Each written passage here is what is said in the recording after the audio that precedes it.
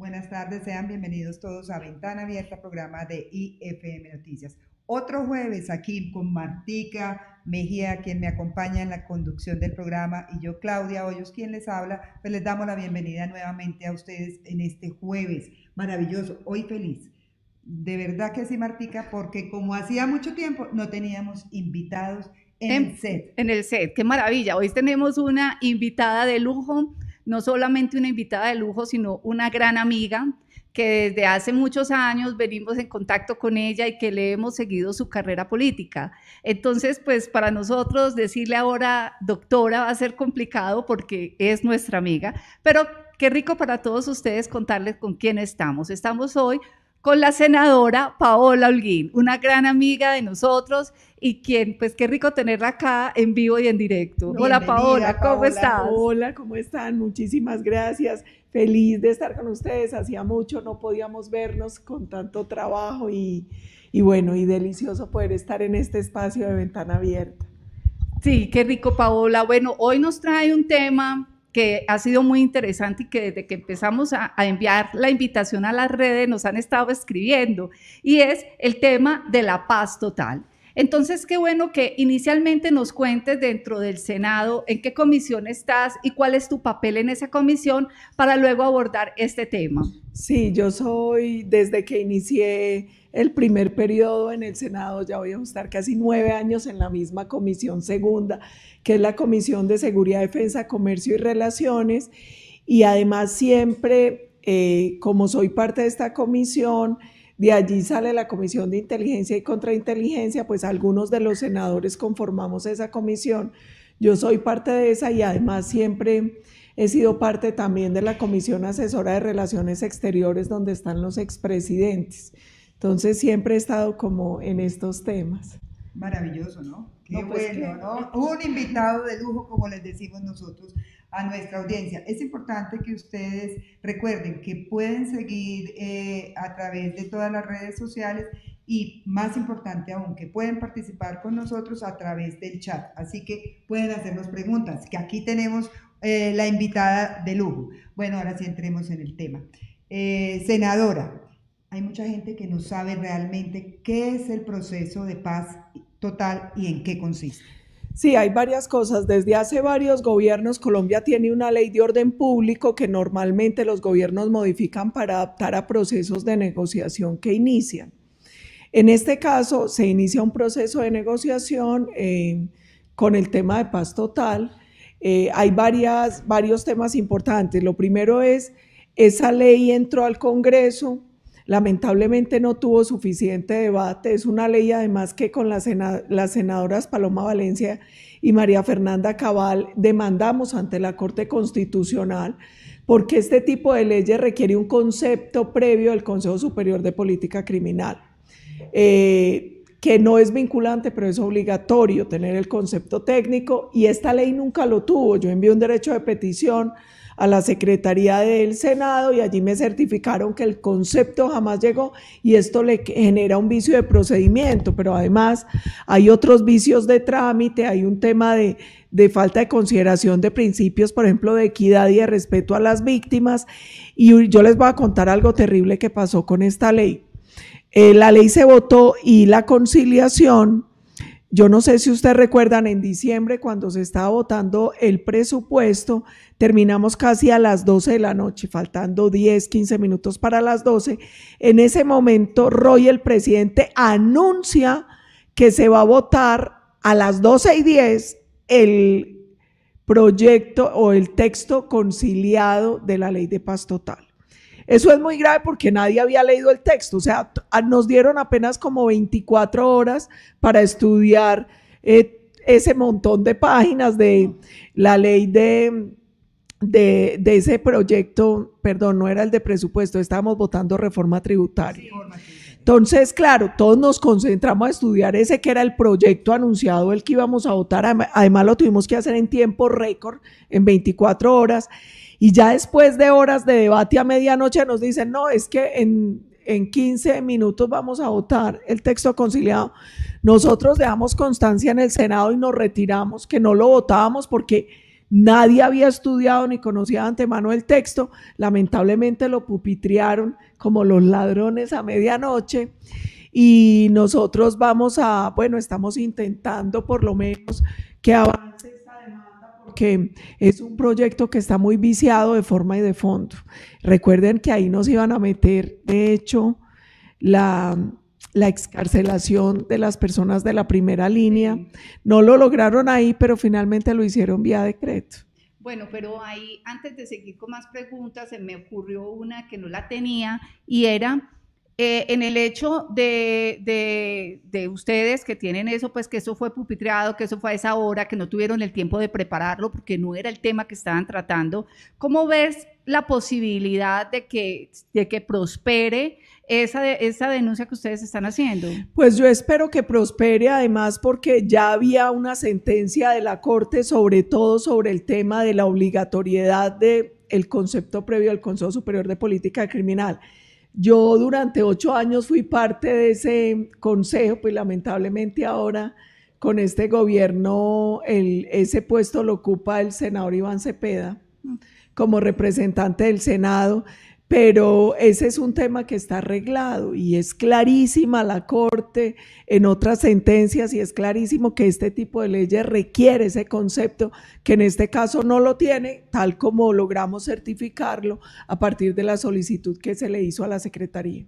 Pero en el caso hipotético de que no aceptaran realmente la demanda que ustedes tienen puntualmente, ¿nos podría decir hacia qué grupos está enfocada esta paz total? Sí, lo malo, ahí viene un problema, es que es muy abierto, o sea, tiene varias dificultades. La primera es que deja en cabeza de funcionarios del gobierno la caracterización de las estructuras criminales.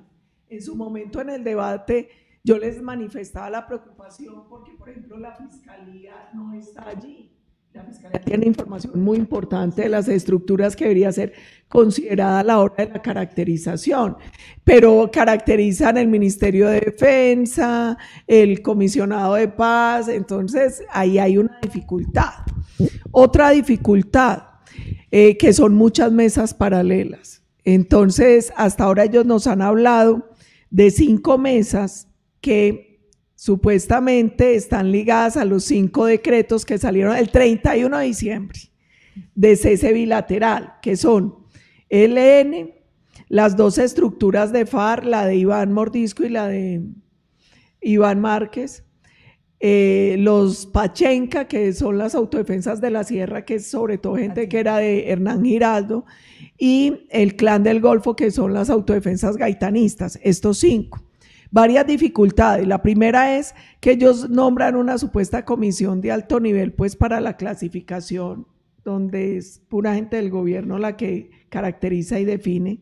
Segundo problema, salen 5 decretos, uno por cada una de estas organizaciones, pero nunca le dicen al país que ese cese bilateral no había sido acordado con ellos. Nos dimos cuenta después por ellos, porque el ELN sale y dice, no señores, es que ¿cuál cese bilateral? Y con nosotros no acordaron nada.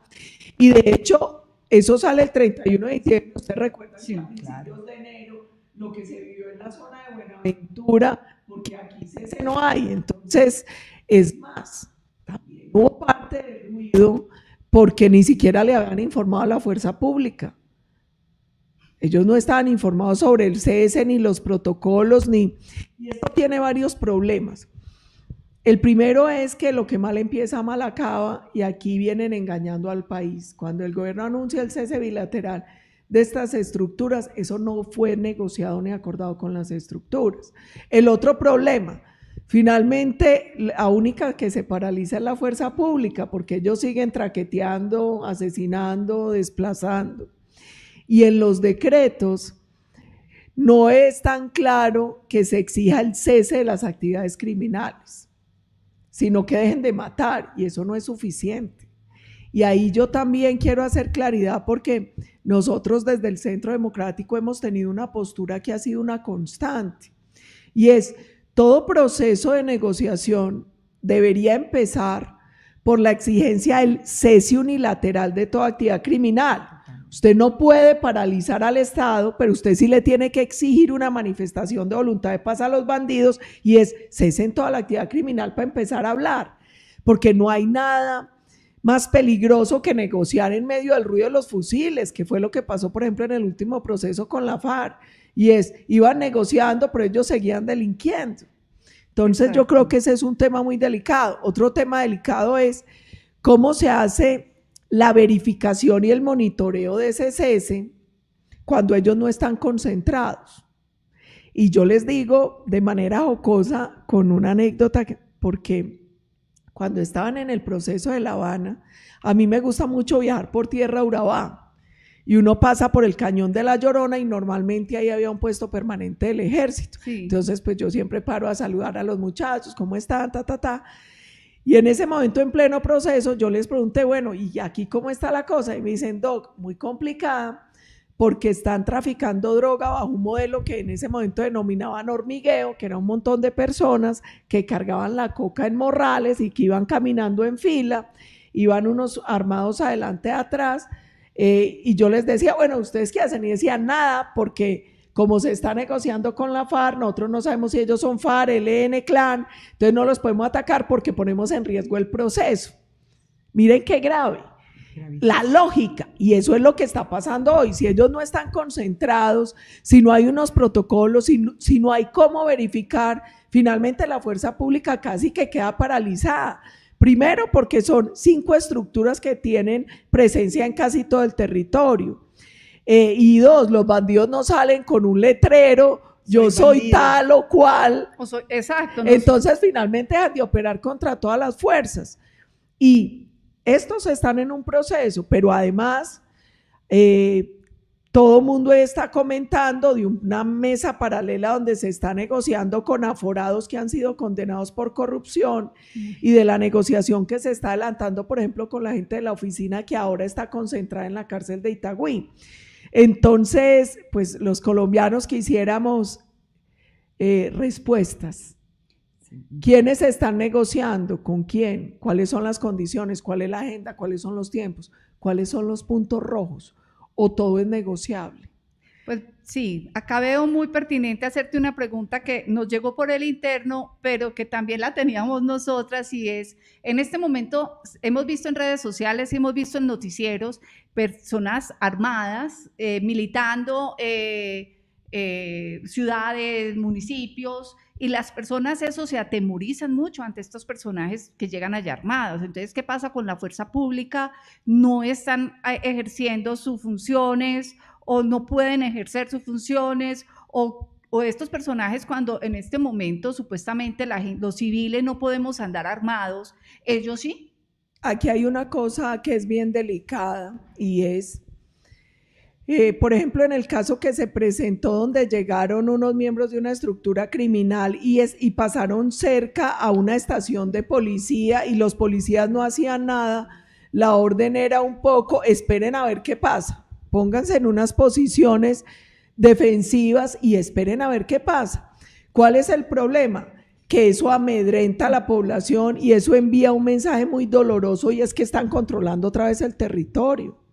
Y aquí lo que uno ve es que están maniatando a la fuerza pública, y ellos cada vez están tomando más fuerza, más control, más presencia, y con un adicional que es muy grave, y es que también les están legalizando el negocio, porque hay una especie de parálisis de fuerza pública con el cuento del cese bilateral y los procesos o las mesas de negociación, pero adicionalmente cuando dicen que no se van a judicializar, por ejemplo, los cultivos ilícitos hasta 10 hectáreas, o cuando se empiezan a demorar o a enrarecer los temas de extradición, o cuando uno ve que no hay voluntad ni de fumigar, ni de erradicación forzosa, ni nada, con el cuento de que no se va a hacer nada hasta que no haya un sustituto, pues eso lo que muestra es que estamos viendo un proceso muy delicado de fortalecimiento de las estructuras criminales en Colombia.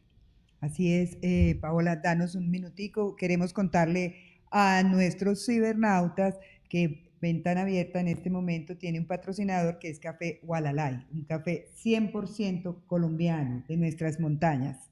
Es antioqueño, muy bueno, y le da trabajo a personas de acá de Antioquia, y adicional, es de un sabor excelente. Maravilloso sí, exquisito, un aroma espectacular. Ahora sí, sigamos, senadora, y nos gustaría saber si esta paz total realmente lo que implica es el desmantelamiento de la fuerza pública. Yo creo que aquí hay varias cosas. Se viene dando un proceso muy delicado con el tema de la fuerza pública. Miren, nombrar como ministro de Defensa a Iván Velázquez, que ha sido un gran, a ver qué palabra uso para no ser muy fuerte. Cuestionado, ha estado muy cuestionado. No, además del cuestionamiento internacional por la persecución que hizo en Guatemala, digamos que ha sido adverso a la fuerza pública. Total. Que ha sido un gran detractor de nuestra fuerza pública. Tenemos otro problema, que hayan sacado tantos generales. A veces la gente no entiende, pero para uno llegar a ese nivel tiene que haber estado 30, 40 años dentro de la fuerza, en unos procesos de formación para poder asumir la jefatura de la fuerza. Cuando usted empieza a descabezar, se pierde todo ese conocimiento. No sé, de que son como 60 generales ya y coroneles, altos mandos. Se pierde todo un proceso de formación, de conocimiento, de capacidad de mando. Fuera de eso, el debilitamiento presupuestal. Yo les decía que a mis casi 50 años nunca me había tocado ver que ministros fueran a pedir reducción del presupuesto.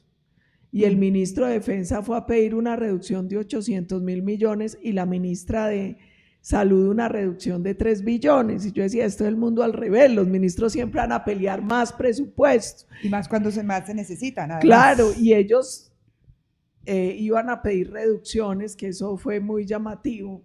Entonces uno empieza a ver que suman y suman condiciones que dificultan la capacidad de la fuerza pública. Mire, por ejemplo, el tema de los aviones. Nosotros tenemos un problema con esa flota de Cafir. Sí. Primero porque hace ya muchos años que no se produce Cafir, eso lo producía Israel, eso ya no lo producen. Es muy costoso la hora de vuelo en Cafir. Desde 2012 empezó un proceso de negociación para fortalecimiento aéreo. Eran en ese momento, a mí me ha tocado todo el proceso, eran 8 aviones, 6 países los que participaban. Es un proceso muy largo de temas técnicos, financieros, de negociación, porque esa es una negociación país-país. Y después de ese proceso había quedado el F-16 de Estados Unidos. Y de pronto el gobierno dice, antes de ser presidente, Petro le ordena a Duque que no compre los aviones. Y luego él dice que va a comprar los Rafael de Francia, y finalmente se da cuenta que el COMPES se le venció el 31 de diciembre y seguimos en el problema y sin aviones.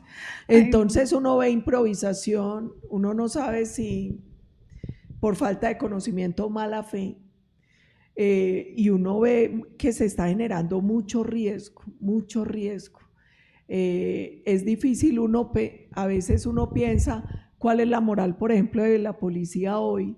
Cuando ellos ven que sacan libres a los personajes de la primera línea, cuando ven que anuncian que les van a dar 1 millón de pesos a muchos delincuentes, y cuando muchachos que están apenas siendo o iniciando procesos o investigaciones por esos temas de lo que ellos llaman estallido social, que fue más bien una toma criminal de las ciudades, sin debido proceso y sin nada, lo retiran de la policía. ¿Ustedes se imaginan qué siente un policía hoy con eso? Y cuando les bajan el auxilio de vivienda, cuando ven que cada vez tienen menos garantías jurídicas para operar, cuando ven que cada vez hay menos pie de fuerza y que tienen que tener turnos y una labor cada vez más compleja y más exigente para cubrir las necesidades de seguridad, de orden público con menos personal. Cuando nosotros hace menos de un año aprobamos una ley de modernización y un nuevo código disciplinario, y ahora en la lista de mercado que pasa Prada de reformas anuncia una nueva reforma a la policía. Entonces todo eso genera incertidumbre, desmoraliza, complica. pero es más triste aún ver cuando lo que hablábamos ahora, que estos personajes están transitando las calles, básicamente, sí, patrullándolas, podríamos llamarlo. No, eso no es patrullar, así. Esos criminales lo que están haciendo es atemorizando a la población, y fuera de eso uno dice, Dios mío, es que el control legítimo de las armas es solo del Estado. Pero se supone que en este momento no se pueden usar armamentos. Además, porque se venció el 31 de diciembre lo del permiso especial, y exacto, hasta ahora yo creo que nadie lo ha renovado, y sin permiso especial son muy poquitas las excepciones. Pero los bandidos iban a sus anchas y además con armas de largo alcance. Y sin necesidad de permisos. Así es que el bandido nunca va a la brigada por el salvoconducto ni por el permiso así es, pero especial. La pregunta es la siguiente, entonces las autoridades están viendo lo que está sucediendo y no actúan. No, porque están maniatadas, porque vuelvo y les digo, usted no sabe si ellos son FARC, ELN, no sé qué, y usted no puede poner en riesgo un supuesto proceso de negociación en curso. Es que eso es lo grave del cese bilateral, y por eso yo les decía al comienzo, es que aquí el único que está en cese es el Estado, es la fuerza legítima del Estado. Los bandidos siguen a sus anchas, y ahora más que nunca, y delinquiendo y trateando, y hoy la parálisis es de la fuerza pública, porque además si a usted le dan una orden y si a usted le dicen no, que es que estamos en un proceso de negociación, el temor suyo es ¿qué le pasa si usted pone en riesgo el proceso? Cuando a usted ya le dijeron que hay un supuesto cese bilateral. Bueno, pero en ese caso, por ejemplo, ¿cuál es el papel del derecho internacional humanitario cuando estos bandidos están transitando estas calles armados, generando terror, miedo pues, en la población? Y en Colombia no está pasando nada. Bueno, ¿y dónde estamos los ciudadanos organizados demandando? Ahí, muy bueno que me haces esa pregunta, porque eso pasó también cuando se dieron los bloqueos y eso. Sí. Nosotros no nos organizamos y pues nuestra obligación era organizarnos como ciudadanos, como víctimas de los criminales, porque esos bloqueos ocasionaron muertes. Recuerden los niños que murieron en ambulancias, que no podían pasar. Fuera de eso, mucha gente no pudo llegar a su empleo. ¿Dónde está el derecho al trabajo? ¿Dónde está el derecho a la movilidad, el derecho a la alimentación? Recuerden lo que pasaba, por ejemplo, con todo el sector avícola a raíz de los bloqueos. ¿Qué pasa con el tránsito de mercancías cuando tuvimos el puerto de Buenaventura más de un mes bloqueado? Entonces también eso nos tiene que llamar a una reflexión. Bueno, ¿los ciudadanos nos vamos a organizar o no? Y para demandar jurídicamente, y uno dice, y a veces uno se desanima porque dice, pero es que yo demando y no pasa nada, pero peor es que no demande. Por lo menos hay que dejar un antecedente para una trazabilidad. La justicia cojea pero llega. Mucha gente le dice a un hombre, Paloma, María Fernanda, Paola, ¿para qué se ponen a demandar esa ley de paz total si no va a pasar nada? Peor no hacerlo, peor no hacerlo. Hay que dejar antecedentes, hay que luchar jurídicamente, hay que luchar con las herramientas que hay, y ahí también el llamado es a la ciudadanía. Nosotros tenemos que demandar ante los organismos internacionales en Colombia y dejar una trazabilidad de todos estos abusos y de todo esto que está pasando y de cómo nos están cercenando un montón de derechos.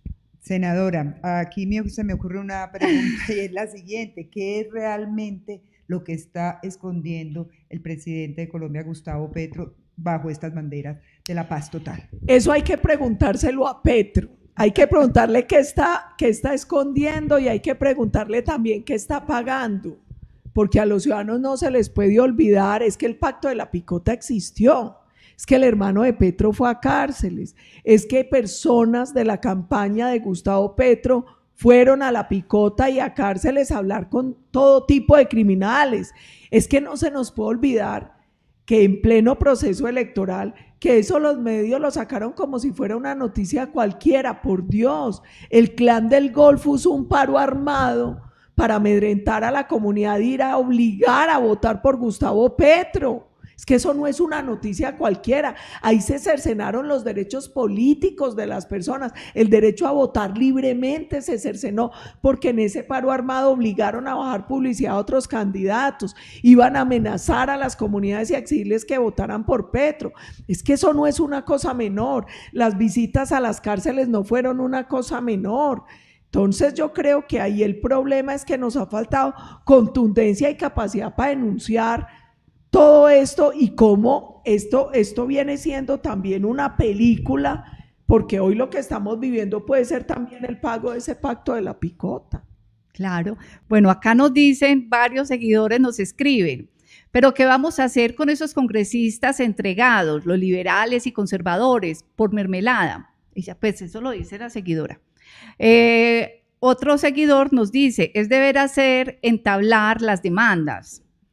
Y sí, Paola, nos secuestraron los empleados. Entonces, hablando sobre claro, todo todo eso hay que denunciarlo, demandar. Además, ¿saben por qué?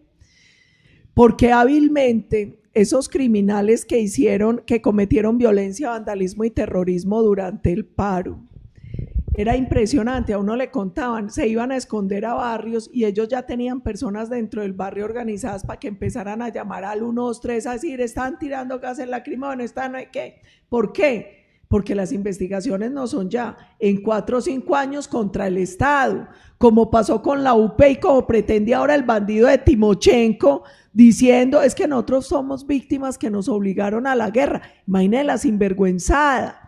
¿Qué pasaría si Colombia no tuviera, por ejemplo, toda esa trazabilidad que demuestra que la FARC es una organización narcoterrorista? Ahora que ellos pretenden posar de víctimas. Entonces es urgente y necesario que los ciudadanos nos organicemos, demandemos todo lo que pasa en estos momentos, porque seguramente las demandas van a venir después. Perfecto. Ahora cambiando un poquito con respecto a las demandas, Iván Márquez fue una persona con la cual ya se negoció. Muchas veces. Muchas veces, ¿cierto? Ahora nuevamente desde Venezuela comanda su grupo guerrillero. ¿Tiene él otra vez derecho a seguir negociando? No tiene ningún derecho. ¿Y sabe qué me llamó a mí la atención?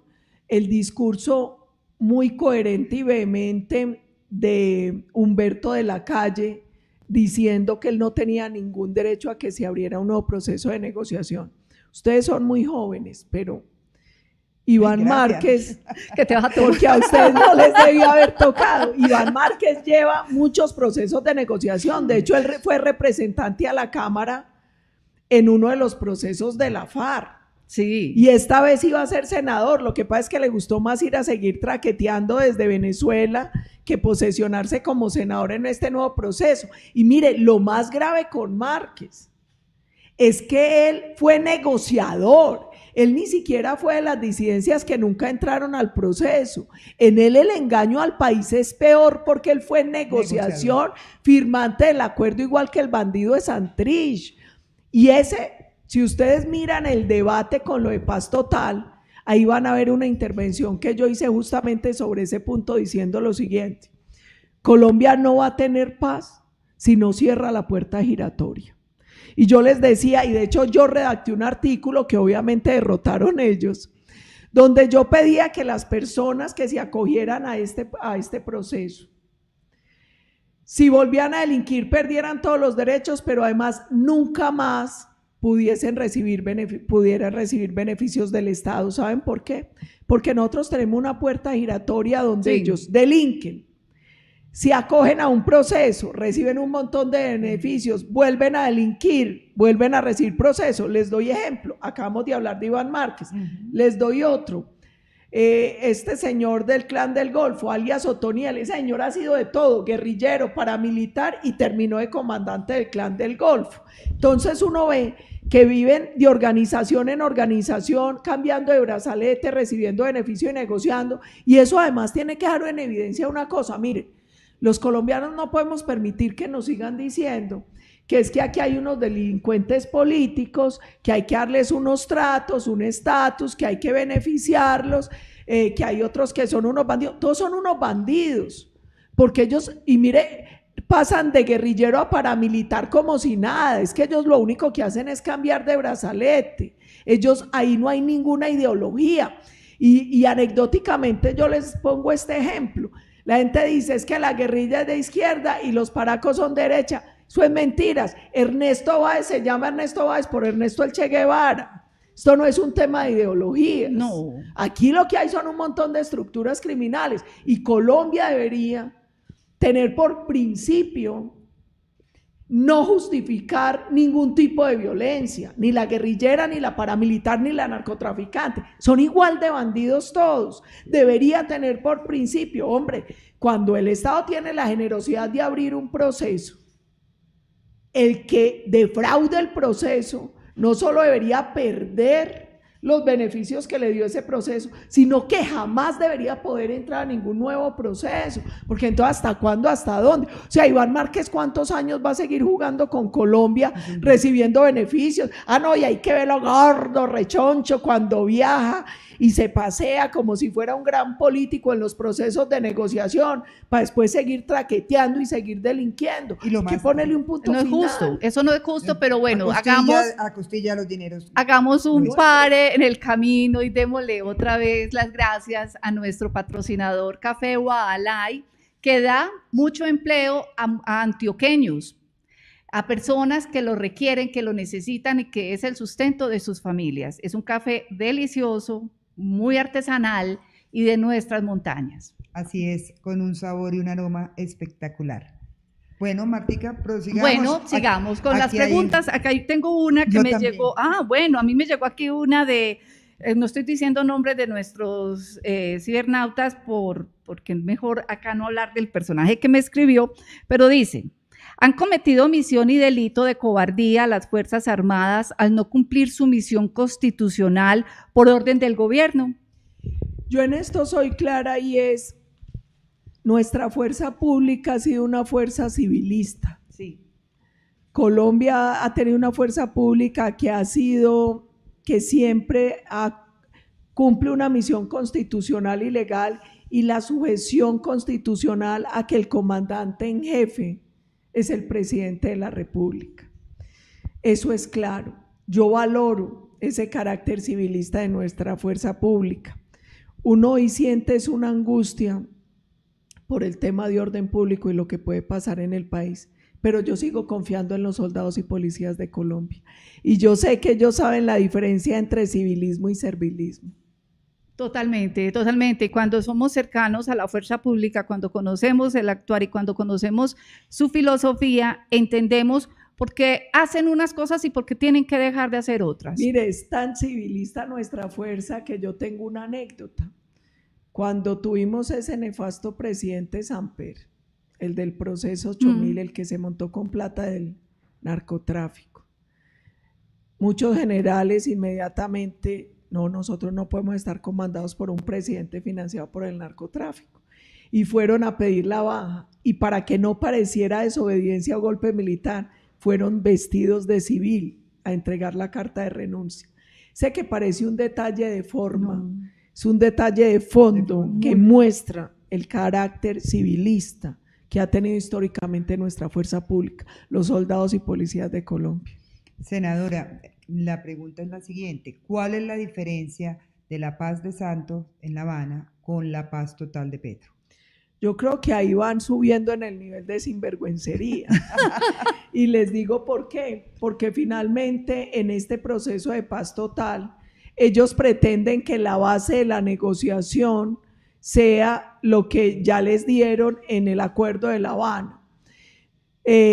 Temas de fondo yo no puedo señalar porque es que hoy ni siquiera tenemos claro cómo va a ser esa paz total. Hoy no hay claridad ni sobre la agenda, ni sobre los tiempos, ni sobre qué se va a negociar, y no sabemos finalmente de estas estructuras criminales quiénes van a quedar o no y quiénes van a aceptar o no el proceso de la mesa. Pero aquí yo creo que hay varias cosas graves. Mire, yo valoro mucho lo que hizo el expresidente Álvaro Uribe, porque Colombia venía con una tradición de amnistías y de indultos en los procesos de negociación. El expresidente Uribe hizo la ley de paz, la ley de justicia y paz, que tuvo varias cosas muy bonitas. La primera, no le dio reconocimiento ni estatus político a ninguna estructura criminal. Y se hicieron negociaciones y desmovilizaciones individuales y colectivas, siguiendo unos parámetros donde a ellos se les podía dar una rebaja de pena, pero no se les podía quitar la pena efectiva de cárcel si habían cometido delitos atroces y de lesa humanidad. A ellos no se les dio partido político, no se les regalaron curules, no se les dieron emisoras, no se les dio todo esto que dio Santos. Lamentablemente ahí ya habíamos logrado superar una tradición de procesos de negociación marcados por la amnistía del indulto, y además el presidente Uribe lo hizo consciente de una nueva realidad jurídica internacional, que es la Corte Penal Internacional, que es el Estatuto de Roma, que prohíbe la amnistía y el indulto a crímenes atroces y de lesa humanidad. Entonces, con todos esos parámetros, nosotros hicimos un proceso donde obviamente tuvimos que sacrificar algo de justicia, pero por primera vez no hubo impunidad total. Pagaron cárcel efectiva y además a quienes incumplieron los extraditaron y los obligaron a pagar penas más altas.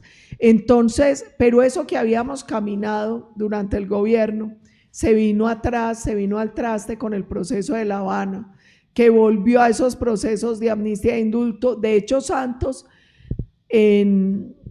fue mucho más allá y es una vergüenza porque les permitió a ellos crear el propio, participar en la conformación del tribunal que los iba a juzgar, y por eso tantos escándalos con la JEP y tanta ineficiencia y tantas cosas terribles con esa JEP. Total. Bueno, voy a mezclar dos preguntas en una.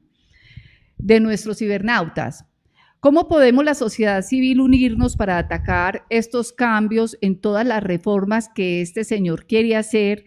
Y el Congreso, con pocas excepciones, se arrodilló, o sea, todo arreglado. Hablamos pues de las personas que están a favor del gobierno y que uno dice, pero ¿cómo es que estas personas van y aprueban estas reformas cuando no son para el bien general? Sí, varias cosas. La primera es, yo creo que es muy importante que los ciudadanos entiendan que tienen el poder, así crean que no. Y este es un año donde el ciudadano tiene más poder que nunca porque es un año electoral. Sí. Entonces, lo primero y el llamado respetuoso que yo le haría a los ciudadanos es obliguen a que el debate de la reforma sea un debate público. Saquemos el debate del Congreso, pongamos a la academia, a los sectores productivos y a los ciudadanos a debatir, porque es que son reformas muy profundas que ponen en riesgo la vida, la estabilidad económica del país. La seguridad. Miren, la ley, por ejemplo, no hay texto de ninguna, porque esa es otra cosa muy grave de este gobierno, que es feliz con anuncios, dando lora, poniendo a la gente a hablar, pero a ver el texto. Entonces, por ejemplo, todo el mundo habla de la reforma a la salud, a ver el texto. Pero en los anuncios de ellos ya se ven cosas graves, eliminación de EPS y un montón de cosas. El debate démoslo de cara a la calle. Y también es importante que los ciudadanos a través de las redes sociales, de los medios, empiecen a presionar el voto de los congresistas y empecemos a señalar con nombres y apellidos quiénes votan y cómo votan las leyes. Tiene que haber control político, tiene que haber sanción social. No puede ser que ellos voten reformas contra los colombianos y pasen de agache. Mire, ¿quiénes votaron la tributaria? Una tributaria que todavía la gente no ha visto las consecuencias más graves. En noviembre empieza el impuesto sobre los productos alimenticios con el cuento del impuesto saludable y el impuesto a las bebidas azucaradas y a cierto grupo de alimentos. Todavía no lo están cobrando y ya está por las nubes el precio de la canasta familiar. Esperen cómo se va a poner en noviembre, que empieza a ser efectivo. El impuesto de plásticos de un solo uso, que también impacta la canasta familiar. Es que uno no se lleva rodando el quesito y las papas para la casa, uno los empaca en bolsas. Eso va a impactar también la canasta familiar y la inflación en un momento tan grave.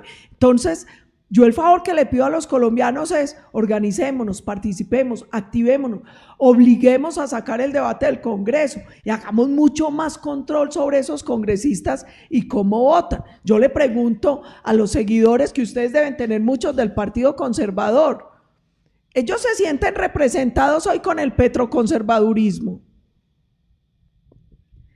Esa es una pregunta. Ustedes le están reclamando en redes y todo el tiempo a esos congresistas por los que ustedes votaron, que ustedes pensaban que iban a actuar de una manera y que hoy están apoyando todas estas posturas y estas cosas del gobierno. Control político, control social. Saquemos el debate y seamos mucho más activos, porque mire, ellos están tratando de crear la tormenta perfecta. Y las reformas son reformas muy de fondo, que ponen en riesgo el futuro del país, que ponen en riesgo el presente del futuro. La reforma pensional, todavía no hay texto, pero ellos ¿qué están diciendo? De 4 salarios mínimos legales para abajo, toda la plata debe ir al Colpensiones y hay que empezar a subsidiar al adulto mayor con eso. Yo les digo, con el adulto mayor, toda la responsabilidad. Hay que ver cómo los mayores que no se pueden pensionar reciben algún apoyo, pero no está bien que el colombiano que toda la vida ha trabajado, que ha puesto de su salario un aporte para un fondo, llámese Colpensiones o llámese en un fondo privado, para garantizarse un ingreso en la vejez, hoy jueguen con la plata de ese colombiano. Es que esa plata es de él, es que él ya la trabajó y ya la ahorró. Entonces vamos a dejar que jueguen con la plata de más de 25 millones de colombianos que estamos afiliados o al fondo privado como estoy yo o a Colpensiones como están otros, y vamos a permitir que pongan en riesgo nuestra vejez. Vamos a permitir que jueguen con 350 billones de pesos que hay en el stock de los fondos privados de pensión, porque eso ya ha pasado en muchos países. Entonces, claro, pasan toda la plata de los fondos privados a los fondos públicos para volver eso plata de bolsillo de los gobiernos. Y después, ¿con qué le van a pagar la pensión a esa gente? ¿Cómo van a jugar con los ahorros de ellos? Eso es muy grave. El tema de la reforma laboral. Ellos están obsesionados con una rigidez en un país que tiene una alta tasa de desempleo y una alta tasa de informalidad. Mire, el año pasado nosotros terminamos con una tasa de desempleo de más del 9% y una tasa de informalidad de más del 50%. ¿Ustedes creen que se va a lograr generar más empleo y más formalización, generando rigidez de sobrecosto y generando estos riesgos y estas zozobras al sistema económico? Demos el debate. Senadora, ahora se ha planteado un paro. ¿Lo apoya usted? Mire, yo creo que a mí me han conocido en la calle. Yo no le he fallado a la calle. No. Yo no le fallé a la marcha contra las FARC, no le fallé a la marcha del no le fallé a ninguna marcha contra las reformas del gobierno Santos y no les he fallado en las marchas contra Petro. Como ciudadana, como senadora, sobre todo como colombiana, yo no le he fallado a la calle y no le he fallado a los colombianos. ¿Qué preocupación tengo? Que en esta dificultad económica ahondemos el tema económico, pero el 15 de febrero yo voy a estar en la calle. Yo voy a estar en la calle. Yo siempre voy a estar donde los colombianos crean que tengo que estar. Lo que yo les digo es, pensemos con cabeza fría cada movimiento que hagamos para que esto no se nos vuelva un boomerang.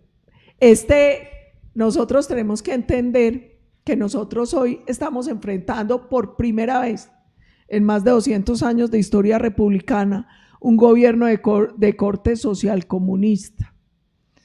Eso requiere una estrategia, una táctica totalmente distinta a la que hemos empleado siempre. Sí. Y por eso a mí me parece hasta chistoso. Hay gente muy crítica de la manera en que está haciendo oposición el Centro Democrático del presidente Uribe.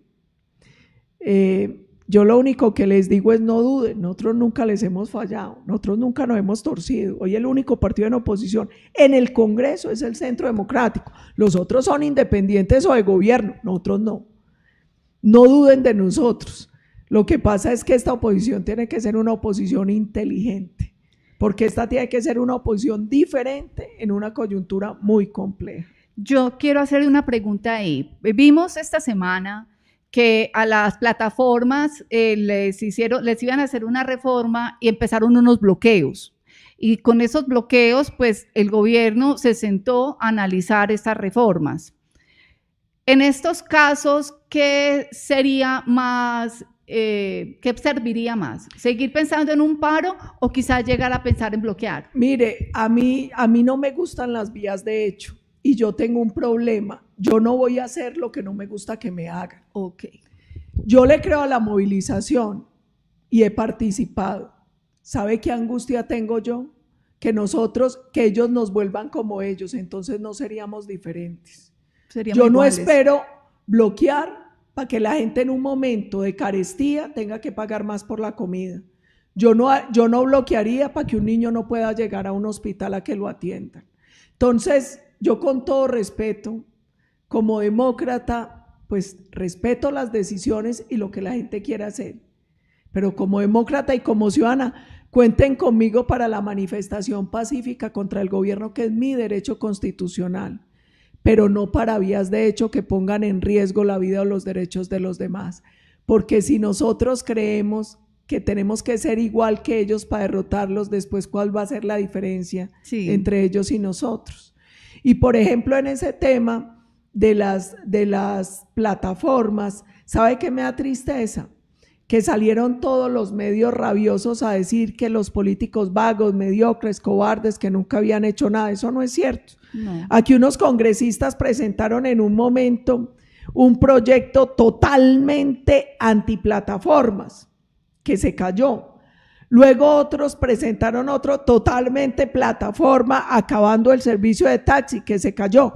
El Centro Democrático, con el liderazgo del presidente Uribe, trabajó 2 años en un proyecto de ley conciliado entre plataformas y taxistas. Lamentablemente no logramos que le dieran el debate y por marrullería lo tumbaron. Porque ¿qué hemos dicho nosotros? Nosotros defendemos la libertad de mercado. Nosotros defendemos el derecho al empleo que tiene el taxista y el que trabaja en Uber o en cualquier plataforma. ¿Qué hemos dicho? Que compitan en equidad. Que compitan en equidad, que todos tengan unos parámetros de lo que se tiene que cumplir cuando se presta un servicio público como el servicio público del transporte. Entonces, nosotros hemos tratado siempre de lograr proyectos sensatos, de buscar puntos medios y puntos de encuentro donde puedan convivir el uno y el otro, bajo unas condiciones que les permitan competir en equidad. Senadora, llega una pregunta de nuestros seguidores y es: ¿cómo va la demanda para anular todas las elecciones del 2022 porque sí hubo fraude? La magistrada Rocío Araujo admitió demanda. Además, Rusia se intrometió en la democracia de los colombianos. Ahí hay varias cosas. Lamentablemente los procesos jurídicos en Colombia son bastante lentos. Ahí yo creo que es suficiente acervo probatorio porque se presentaron muchas irregularidades, hay bastantes pruebas sobre eso. Mire, es que nunca había pasado que del primer conteo al reconteo aparecieran 1 millón de votos. Ellos no permitieron finalmente que se le hiciera la auditoría al software.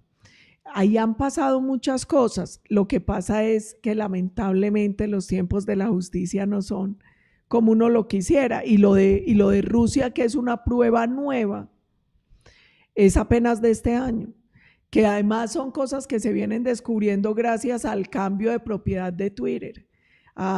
Le hace mucho bien a la democracia que ahora Elon Musk sea el dueño, porque en eso también hemos sido tardíos nosotros.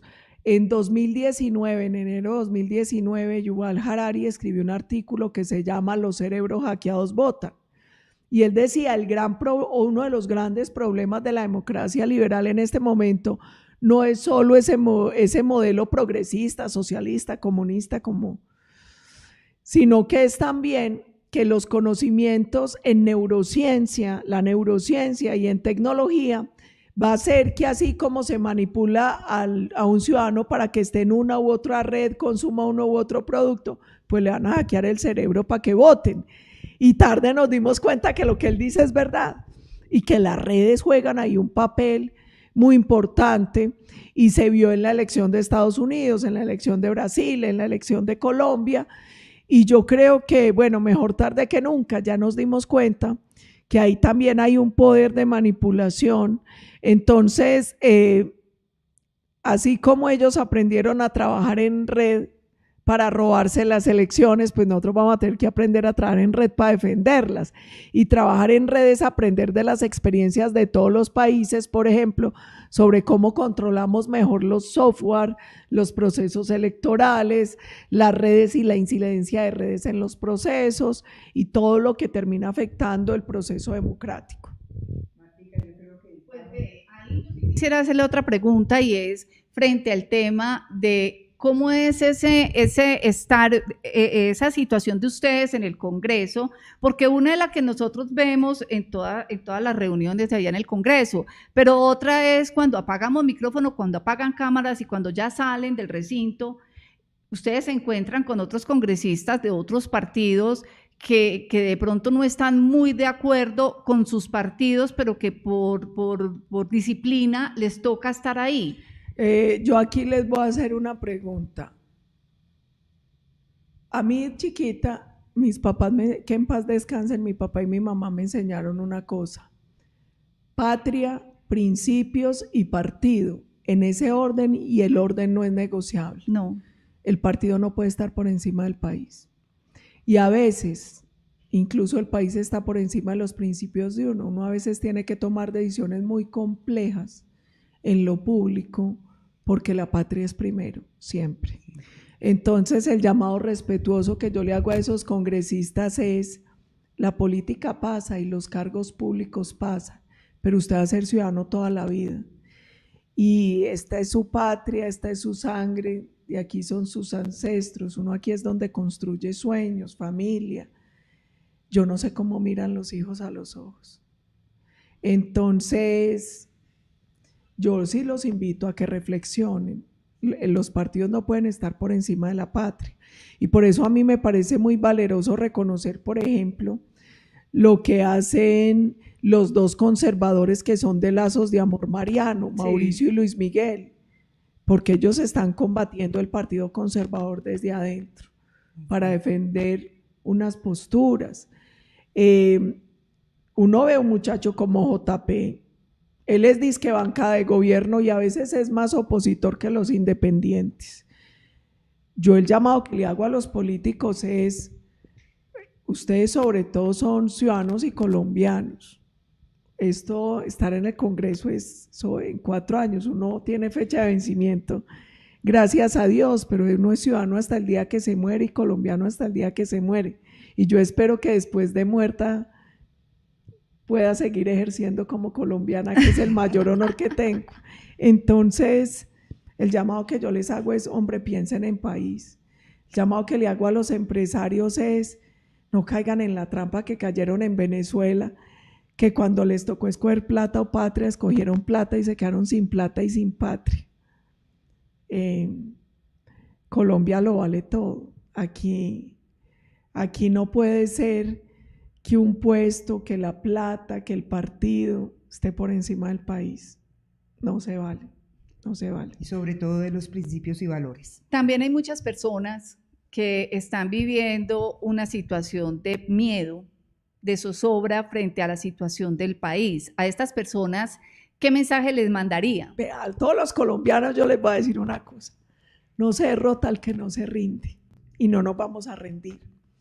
Este no es un momento fácil, este es un momento muy retador, pero nosotros hemos superado épocas muy oscuras y las hemos superado y hemos demostrado que tenemos fortaleza, fe, resiliencia. No vamos a ser inferiores ahora. El llamado que yo les hago es: luchemos y hagamos que los que se están entregando por puestos y por plata les cueste socialmente. Yo creo que se vale señalar con nombre y apellido quienes se están entregando al país, y se vale sancionarlos, y se vale recriminarles, y se vale no votar por ellos, y se vale castigarlos en octubre en las urnas, porque sabe a mí que me duele. Y esta campaña fue para mí la más dura, esta última campaña al Congreso. Fue tan dura que en un momento hablando con Juan, que es mi partner de la Cámara, Juan Espinal, decíamos, si la política sigue siendo esto, retiremos. ¿Sabe por qué? Porque uno iba a cada rincón y todos los colombianos le decían, estamos hartos de la corrupción.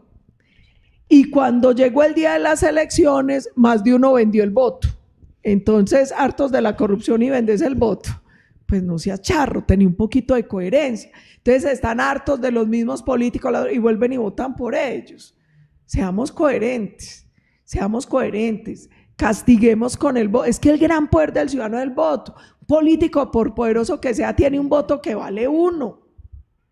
Lo mismo que el voto del ciudadano, ejerzámoslo y hagamos que traicionar al país cueste, que cueste en las urnas, que cueste en las redes, que cueste socialmente. Ay, no, Paola, de verdad, no quisiéramos terminar el programa porque esto está muy bueno, de verdad. Qué visita tan agradable, qué programa, pues obviamente no agradable el tema.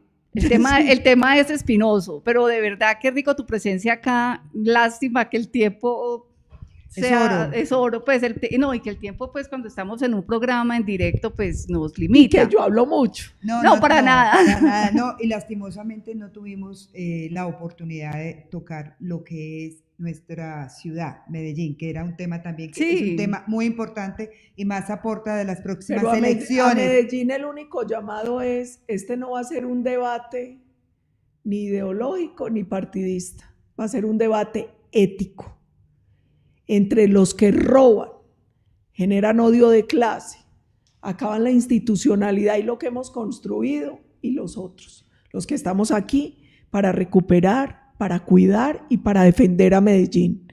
Esa es la única división. Total. Aquí no hay partidos, aquí no hay nada, aquí están los que odian y los que quieren a Medellín. Y entre esos dos sectores va a ser la elección en octubre, que eso nos quede claro. Claro. Yo creo que bien vale la pena volver a invitar a la doctora Paola y tocar el capítulo Medellín. Yo creo que definitivamente. Creo que Medellín y Antioquia. Sí, las redes colapsaron, la verdad, senadora, que las redes. Nos han estado mandando muchos mensajes, pues comentarios favorables, desfavorables, porque hay que también decir la verdad, aquí somos. Hoy esta es la democracia. Y bienvenido. Y mire, yo siempre he dicho. Yo como política, Uribe me ha enseñado muchas cosas y me ha dejado muchas lecciones para la vida del ejercicio político. Y una de las más bonitas fue aprender a tener discernimiento frente a la crítica y frente a la adulación. Porque si uno escucha toda la crítica sin discernimiento, se llena de amargura. Pero si es socio a la crítica, no mejora. Y si uno no tiene discernimiento frente a la adulación, termina creyendo lo que no es. Entonces, a mí me gusta la crítica, me gusta que me den duro. Lo que no me parece bien es cuando se baja el nivel del debate y el único argumento es el insulto. Sí. Pero todo lo que sea debate con argumentos y crítica, bienvenido, porque yo le aprendí a tener discernimiento, entonces no siento amargura. Maravilloso, maravilloso. Pues no, la verdad se nos terminó el tiempo. Sí. Qué pesar, una gran invitada el día de hoy, pero ya saben nuestros seguidores que la vamos a tener nuevamente en un programa de Ventana Abierta tocando capítulo Medellín, Antioquia. ¿Está bien? Claro que sí, muchas gracias, maravilloso, muchas gracias. No, muchas gracias a ti por haber venido, por habernos